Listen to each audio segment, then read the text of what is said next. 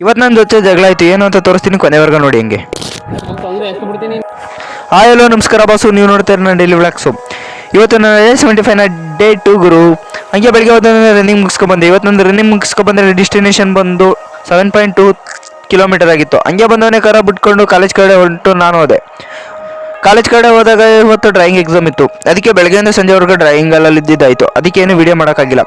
College ಬಿಟ್ಟ ಮೇಲೆ ನಾನು KMF ಹೊರಟಿದ್ದ ಜಾಗನೇ ಸ್ಟ್ರೀಟ್ ಟ್ಯಾಟೂ ಸ್ಟುಡಿಯೋ ಗುರು. ಅಲ್ಲಿ ಹೋಗಿ ನೋಡ್ತೀವಿ, ನಮಗಿಂತ ಮುಂಚೆನೇ ನಮ್ಮ KMF ಅವ್ರ ಲವರ್ ಬಂದು ನಿಂತಿದ್ರು.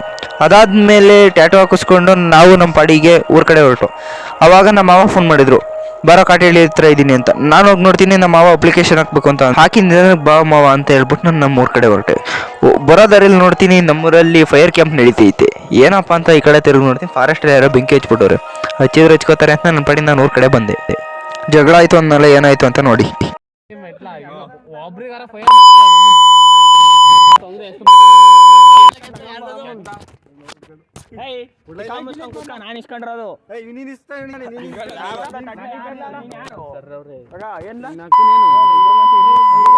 ಅದಕ್ಕೆ ಅವ್ರ ಕೊಟ್ಟೆ ಮಾತಾಡೋದೇ ಬೇಡ ಅಂತ ನಾನು ಸುಮ್ಮನಾಗ್ಬಿಟ್ಟಿದ್ದೀನಿ.